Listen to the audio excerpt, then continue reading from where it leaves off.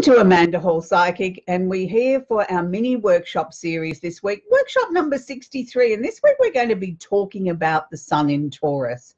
So I'd like to welcome everybody to our weekly presentation here on Facebook Live. For those of you that have just come across from my previous show, which is on A1R Psychic Radio on Moonstruck TV, welcome, and we always love to have you come across with us from the end of one show on to another. This week's a very exciting week because we are talking about the Sun in Taurus, and for those of you that watch weekly, you'll know that each week I feature either a sun sign, the full moon, the new moon, or we talk about a psychic topic. So each week I try and keep it different and interactive in a way that I'm not necessarily going to answer direct questions for you live here on camera, and I certainly don't give away free readings in this mini workshop. We do that on the show on A1R Psychic Radio on Moonstruck TV, so that gives you an opportunity to get a free reading with me there.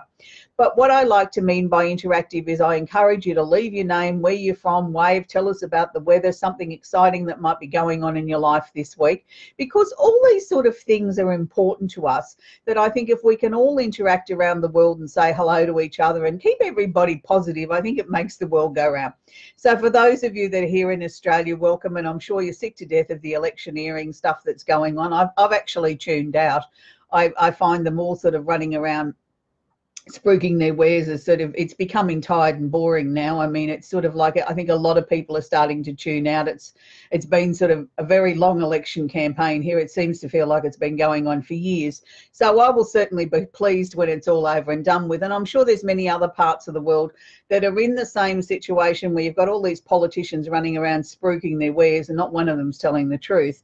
And I think that's probably one of my biggest bugbears is that, look, I appreciate they've all got a hard job to do, but I think that they could be truthful. You know, they keep saying, trust me, trust me, trust me. And they, you know, they tell us one thing and do another.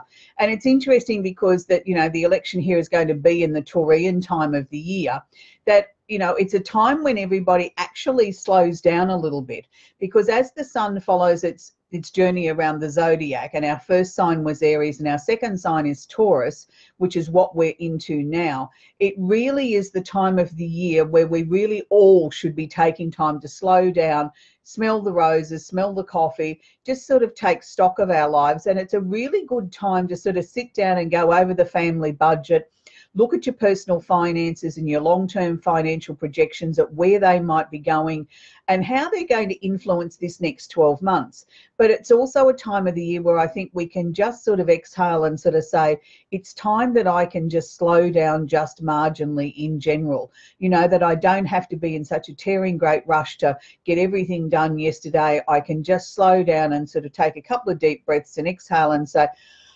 right, well, now what do we do now? And sort of really look at what we've achieved in this last 12 months. And is there anything that we need to be maybe changing, slowly bringing into fruition? I know it's the time when a lot of people really sit down and seriously look at their personal finances. You know, we've got Christmas and all that spending out of the road. We're finally caught up on all our credit card debt and hopefully all those sort of things. And it's now time when we can sit down with a cuppa and just sort of have a really serious look at where our personal finances are going. And is it the time to make some changes? Now, I know here in Australia, competition's fierce for just about everything. You know, there's ads constantly in every form of media, you know, to look at your insurance or change your electricity provider or this or that or the other. And maybe these aren't bad words of advice, but can I suggest to you too also sometimes being loyal to someone really does pay off. And I think that's what we're going to see in the coming few years, is a lot more of a return back to loyalty. That, you know, customers will be rewarded for being loyal with a particular company for many, many years, that companies themselves are going to see, well, hang on a minute, long-term loyal customers are worth their weight in gold, rather than us chasing the flighty ones that want to change every 6 months or every 12 months. We're better off with somebody that's long-term, that's you know, loyal to us. They're the ones that we really need to be focusing on and turning our attention to, rather than necessarily constantly chasing new business. Let's start to look at the business that we already have. And that's something I've started to notice this year, is that companies are starting to change the way that they think. I know that there's lots of modern technology and everything's about chat services and texting, and very few companies answer telephones these days or have that sort of personal touch. And it's not just a sign of getting older. It's a sign of, I think, that people are sort of looking for sort of ways that they can be heard. And in a lot of ways, these new modern services, as they call them, all these chat rooms, you know, or let's chat about what you want to know, is actually time wasting. The consumer gets a little bit annoyed sitting there for 15 minutes waiting for them to answer everybody in turn and going round and round in a loop, where if they made a phone call, their call could be addressed and the concerns or whatever the changes that need to be made can happen in a few minutes and everybody can move on with their day a lot quicker. So I think we'll probably see some return to some old-fashioned values. And the reasons why I'm bringing this up in the Sun in Taurus workshop is that I think the Taurian energy will start to make people look at things, whether it's on a personal level or on a business level. People will start to look at financially what is the better option. Yes, we still need staff to man these things, these chat rooms, the same as we used to have people to man or answer telephones. We still probably need the same amount of staff, but what we've done now is we've watered down our services, where we now offer a 24-hour day, 7-day-a-week situation in a chat room, where we used to only be open, say, 5 days a week between this hour and this hour, and we took the calls. Maybe it's not financially as viable as what they thought, and maybe we're going to see a return to a balance of both, where some people that want to do the modern way have their needs met, but other people that want to go back to and talk to a real person will have that also. So the Taurian time of the year is about focusing on really making sure that we're getting good nutrition, because the Taurus energy is about when they have a meal, a Taurus has a meal, they like to have a really big square meal. They like to have something that's full of nutrition, something that's going to stick to your ribs, and, you know, and sort of they believe that that's their reward for a hard day's work, as a good nutritious meal at the end of the day. So I think it's something that all the signs can sort of look at, whether you're here in Australia and the weather's starting to turn cooler, or whether you're overseas and your weather's starting to turn warmer. I think it's about looking for nutrition-dense foods that we can introduce into our lives. And not always does it have to be that we're spending hours and hours and hours in the kitchen. But I think if we start to plan things and organise ourselves, this comes back to that Taurian energy of good nutrition, something that's going to make our bodies be able to function and get through our week. But it is also about saving us money, that if you plan and you go to the grocery store and you plan the meals that you're going to have, and you sort of spend some time putting them together and pack your own lunch to take to work and things like that, not only are you saving money, but you are very aware of the nutrition that you're putting into your body, that, you know, you're planning what you're going to put in, you know, sort of how busy your day is going to be and how much fuel your body's going to need. And there's so many things that are quick and easy. You know, it's amazing how nature has created things like apples and oranges and fruit and things like that that are very portable, that, you know, we have little or no packaging around them that we need to throw away or consume in that way. But we have things there that we can actually pop into our bag and take with us. Isn't that an amazing concept, that we can actually throw some snacks in our bag that are not only nutritious, cost saving, but also taste great? What a wonderful concept. So that all comes back to that sort of Taurian energy of making sure we're feeding ourselves nutritiously throughout the day to enable us to handle the things that we need to be looking at in life. And of course, one of the first things that I learned when I first got into astrology about Taurus was what's mine's mine and what's yours is mine. Taurian is seen as a very possessive sign, where they like to own everything. They like to be in control of things. And it was as I first got into astrology and I started to thoroughly research the different signs, and I applied it to family members and people that were closest to me in my life, I could really see the energy working. And Taurus was one of those ones that really jumped out at me. I have a number of relatives that are Taurians, and it was always sort of interesting. As I was a little girl growing up, I used to think, why do these people save all the Christmas wrapping paper from year after year and wrap everybody's presents up and do it again? I used to think, what a strange concept is that? You know, don't rip the paper because I want to save it and use it next year. And being a little child, I used to think that's ridiculous. Why would you want to save it and keep it till next year? And it was as I sort of got into astrology, I could see that they must be a Taurus, because it was their cost-cutting measures. their ways of saving money. They weren't necessarily looking to save the environment in those days, but they were looking at ways of not spending as much money. If you didn't rip the wrapping paper and they got 5 years out of it instead of 1 year, that saved them so many dollars a year. And I thought, what an interesting concept. And quite often I noticed my Taurian relatives wouldn't throw anything out. If it was leftovers, they'd try and turn it into another meal the next day, so that nothing or very little was thrown out. Everything was sort of tried to have a purpose or a use. You know, they grew a lot of fruit trees and they'd cut the bad bit off, or where the bird had pecked at, and still use it to preserve it or make a jam. So you didn't throw the whole piece of fruit away, you just cut the bad bit off, or the bruised bit off, and you know, the rest of it was still perfectly fine. So I suppose in some ways we learn things from our friends and our relatives as we grow up, and we don't realize until we take up a study of something like astrology that we can slot that into those sort of people. And one of the first things I learned about Taurians is their first love is money, their second love is money, and all their loves come back to money. That, you know, if they happen to fall in love with you as a person, you somewhere come way down the list, because money is their first love and their 10th love, and you come in somewhere around about 100 probably if you're lucky. And it's not because they don't love you, it's just that they are not so much obsessed, but they have this very strong need to make sure that they always have enough money behind them. That, you know, for a Taurus to not have money in the bank for that rainy day is almost like they can't bear to live, because what if something goes wrong and they can't give themselves that stability that they need. So you'll always find a Taurus is always constantly trying to find ways to save money, minimize spending, but also to sort of put money away for a rainy day, and they just never use that because the rainy day has never really come. There's probably another one that's going to come that's worse than this one. So they're constantly trying to increase that bank balance. So how does that relate to the rest of the other 11 signs? Well, I suppose we can all take a leaf out of the Taurian book and look at ways that we can save money.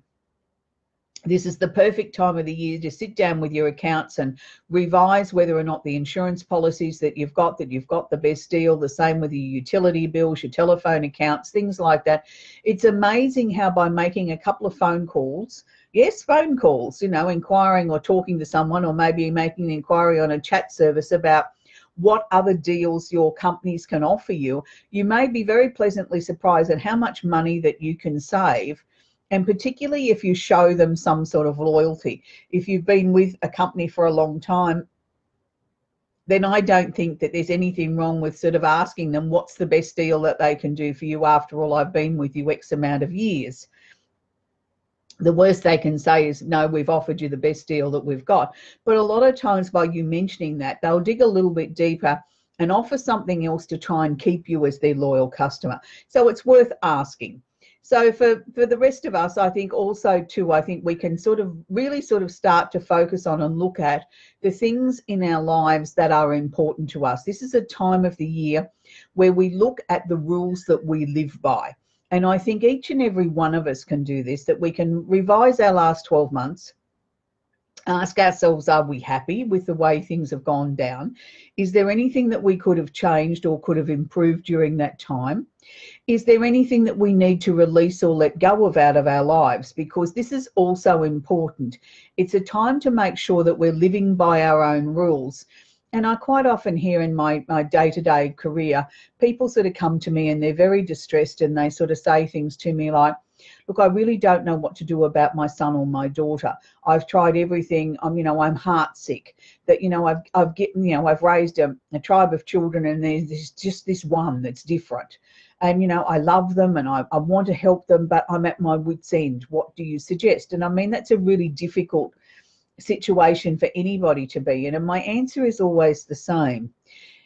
It doesn't matter, how many children we have. There's always one that we might be closer to, and there might be one that turns out of the bunch that just isn't the same as the rest of them, that has a completely different set of rules that they live by.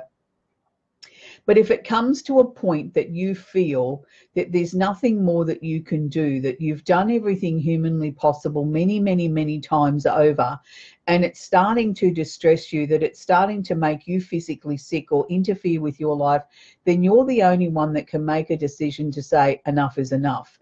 Do I draw a line under it and say, that's it, I shut the door? You're the only person that can answer that. And I think we go through a lot of guilt about things like that, thinking, oh, maybe I shouldn't do that. I'm the parent. I should be able to give them unconditional love no matter what. Look, I agree with all those words, but I think there's sometimes we have to sort of say, look, there's nothing more I can do too. That, you know, I've done everything, I've tried everything, and the only way that I can help you is to shut the door. That you have to learn to stand on your own 2 feet and make decisions for yourself. And this can be emotionally very tiring, very draining, and also can make somebody feel very, very sad, because it's almost like a death. And, you know, but the person isn't dead. We're not mourning somebody and having a funeral service for them, but they are dead to you because you know that you can't allow them to continue hurting you and destroying the rest of the family or being destructive. And that makes it incredibly difficult. And I quite often find that anybody that's had to shut a door on a family member or a loved one usually finds the Taurian time of the year is incredibly difficult, because it's when a lot of those thoughts come back into our minds and we reanalyze these situations and say, oh, maybe I was too tough, maybe I shouldn't have said this or looked at it that way, and we sort of second guess ourselves. I'm not saying that, you know, sometimes maybe things can turn around and the person, by cutting them loose, does learn their lessons and sort of looks at being a lot more appreciative and wants to belong to the family unit, and, you know, has learnt their lessons out in the wilderness, so to speak.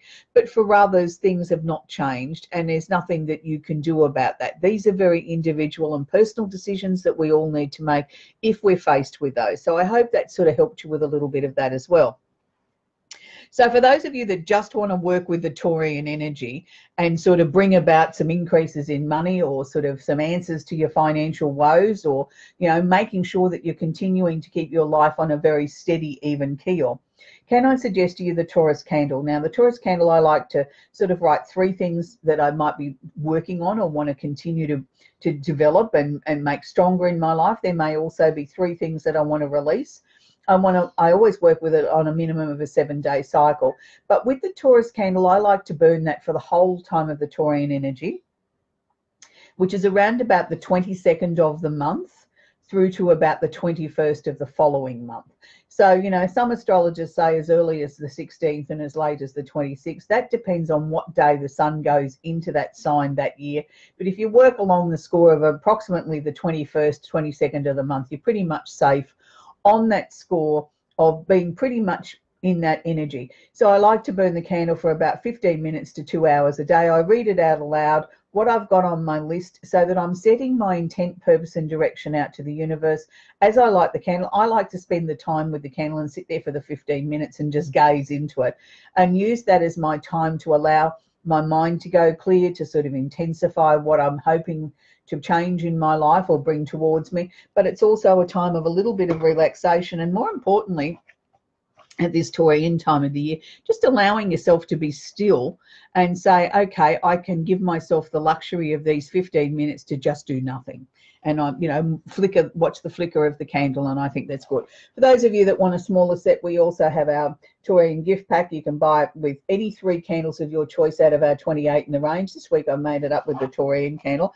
Perfect for gifts, perfect to take into the office or if you're traveling. And don't forget, you can buy a gift box and then split it up yourself by 3 different candles, and you've got 3 different gifts to give on a basis like that. So, okay, for those of you that don't want to work with a flame, we have melt warmers that you can pick up from your local department store or supermarket, around about $15 here in Australia. And I just take 2 teaspoons of my soy wax out of my candle at the beginning of the time. You can leave these going all day, and that's the beauty of that. You still write your list, you put it underneath, and you still read it out loud, but you can leave this going safely all day at home or in your office. It sends a beautiful fragrance throughout everything, and then you switch it off at the end of the night. So I hope you're finding these workshops informative. I want to reiterate again, I do not under any circumstances do complimentary readings on these weekly workshops, and I don't give shout outs, even though I keep an eye on the screen. I know there's many people out there that I could have given a very special shout out to today, people that I've known for a long time, people that I admire, and people from all parts of the world. And I want a big shout out to all of you. You know who you are. But you know, I like to keep the presentation as seamless as possible, and if I start giving shout outs, I'll lose my concentration, and then it'll become a little bit all over the shop like a dog's dinner, and you know it'll be boring for everybody then. So next week we're going to be talking about the full moon in Scorpio. So that's the most powerful full moon of the year, I believe, and it's one of those ones that we really need to be sort of getting abreast of how to handle it, how to deal with it, as it brings up a lot of emotions that some of us aren't probably ready to deal with. But let's just enjoy the Taurian energy at the moment. Just be aware the Taurian energy can also make us reach for the chockies and the sweet things a little bit too, because the Taurus energy is about luxury and comfort, and the Taurus energy also has a very sweet tooth. So it's the time of the year that I think we need to be aware. Just because the weather's turning cooler doesn't necessarily mean that's a license to sit on the couch with your favorite movie and indulge on a box of chocolates. You know, I mean, you can have one or two and then maybe go for a walk around the park, but you know, like, you've got everything in balance. It's you know, the Taurian energy is about, yes, it wants good nutritious food, but it also likes very indulgent, very rich food too, and you know, anything that sort of spoils you. But one of the other little things I'd like to share with you about Taurians before we go, and you know, you'll probably be able to relate to this. Taurians like to have a bargain. They like to get the best quality that money can buy for a bargain basement price. So if they buy a couch and they invest a certain amount of money in it, they expect that couch to last a lifetime. They don't expect that they'll be needing to replace that couch anytime soon. So I'm sure plenty of you can relate to that you've had Tauruses in your life where, you know, but it's a perfectly good couch, but yes, you bought it 35 years ago and it's threadbare and whatever. Oh yes, but I paid a lot of money for it and it's good quality, so I'll keep it. You know what I mean? They don't like to sort of necessarily go with the times. Yes, they do like comfort, but they also like value for money and absolutely hate throwing anything out, even if it is worn out. So on that happy note, until next week, bye for now and have a great week. Bye for now.